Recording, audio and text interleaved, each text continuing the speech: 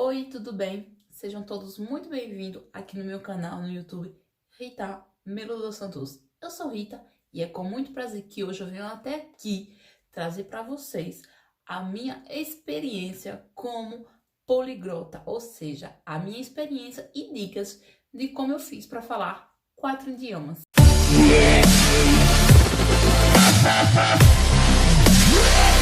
Je parle tout d'abord le brésilien.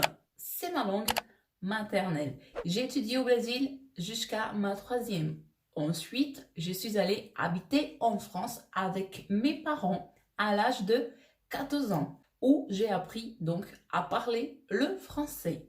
J'ai demeuré pendant 15 ans de ma vie. Dès mai 2018, je suis au Brésil et c'est avec grand plaisir que je viens vous amener ma chaîne YouTube tout en français, rien que pour que je puisse rester auprès de ma deuxième langue, qui est le français. Durante este periodo, yo tuve la oportunidad de mejorar mucho más mi español. Durante las clases que hacía de Derecho francés, tuve clases de español. Además, esto fue mi mejor año de clase en la Universidad de Derecho. Después hice un primer año de licenciatura española y regional. Sin embargo, podrías pensar que el español es muy fácil para mí, que soy brasileña y que hablo portugués. Pero no es así, porque cuando se trata de la gramática, tengo que hacer muchas distinciones. Y el español es mi tercera lengua. Now, I have decided to learn in English because for me, this language is very beautiful. It's very nice too. I learned English in France, but now I learn English in Brazil with the Duolingo meeting conversation. I had a good grade in high school. Then I also have a passionate project with English. Finally, my first language is English that I need to improve myself more. Donc, voilà, j'ai fait le tour de mes 4 langues que je parle. Comme vous avez pu voir, mon anglais est en cours d'amélioration. Mais pour vous en dire, donc comment je fais pour parler les 4 langues. Alors, comme polyglotte, j'aimerais vous donner quelques indices pour que vous puissiez améliorer davantage votre langue, que vous l'apprenez soit le portugais, soit l'espagnol. Tout d'abord, quand vous commencez à apprendre une langue, n'oubliez pas de faire une immersion totale dans cette langue. Parce que moi, quand j'ai appris à parler le français, j'ai fait alors une immersion totale.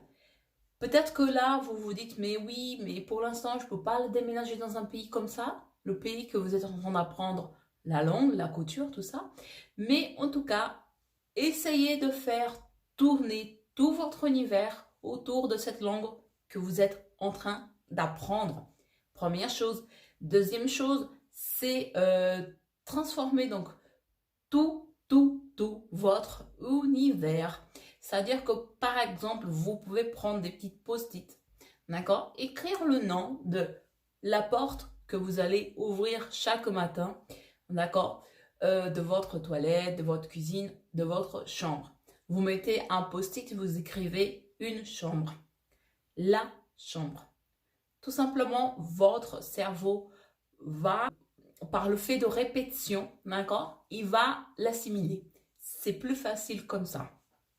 Regardez des séries, regardez des films dans la langue que vous êtes en train d'apprendre.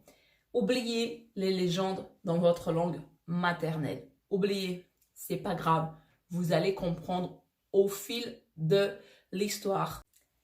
Troisième chose, ce que vous pouvez faire, c'est retrouver, créer des groupes de conversation online. D'accord? On a la facilité d'avoir l'online. Créer des groupes, des conversations avec des amis qui sont dans le pays. C'est-à-dire que par exemple, si vous êtes portugais et vous avez des amis au Canada qui veulent apprendre le portugais et vous qui veulent apprendre l'anglais, eh bien, vous pouvez faire un échange. Ça marche aussi super bien, cette idée. C'est quelque chose qui fonctionne super bien. D'accord? Aujourd'hui, l'Internet est là, donc il n'y a pas de problème pour ça. Quatrième idée. Alors, quatrième idée, ce que vous pouvez faire, c'est lire. Lire des petits textes qui sont faciles à comprendre. D'accord? Qui sont beaucoup plus destinés aux enfants. Enfin, je vais vous laisser en barre d'infos un site super intéressant pour que vous puissiez lire de français, mais des petits romans, des petites histoires vraiment très accessibles, d'accord, à tous ceux qui sont en train de commencer, qui sont au niveau avancé, peu importe. Donc, je vais vous laisser ça en barre d'infos.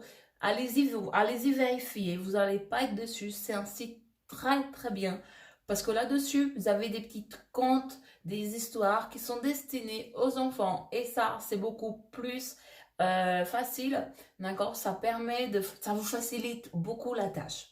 Voilà.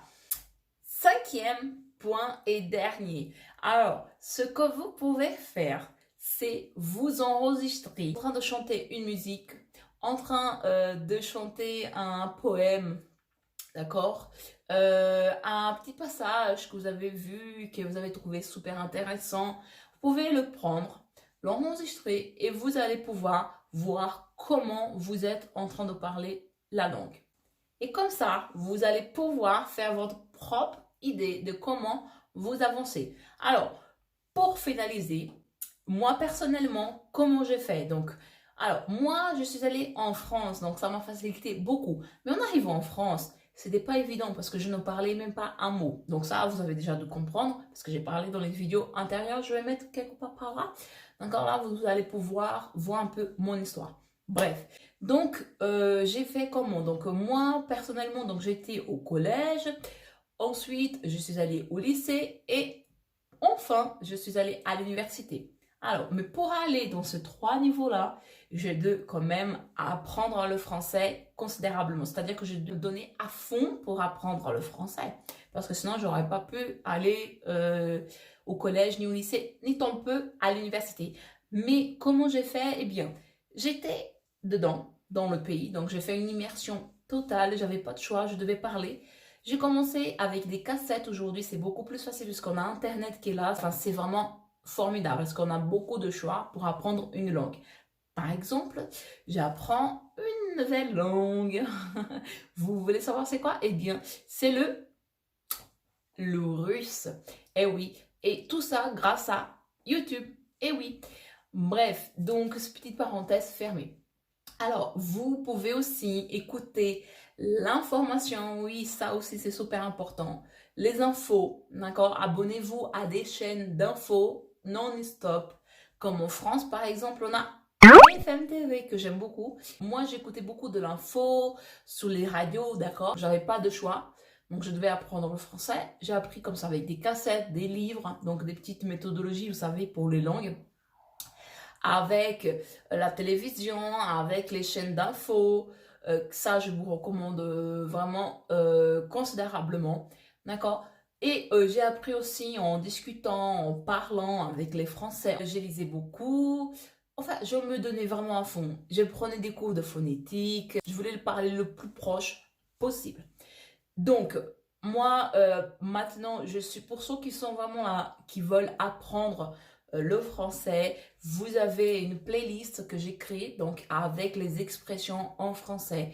Donc là, on va bientôt finir cette série. On va commencer une autre série pour que vous puissiez apprendre les mots en français, pouvoir les prononcer vraiment assez bien pour que vous puissiez vous faire comprendre. D'accord? Voilà. Bref, plus de blablabla. Cette vidéo, elle arrive donc à la fin. J'espère que vous avez aimé. Si vous avez aimé, n'oubliez pas de mettre un petit like. Ça me fera super plaisir. En tout cas, n'oubliez pas non plus, si vous avez aimé ma chaîne, de vous abonner. Je serai aussi super contente. D'ici là, portez-vous bien. Je vous fais un gros bisou et je vous dis alors à la prochaine.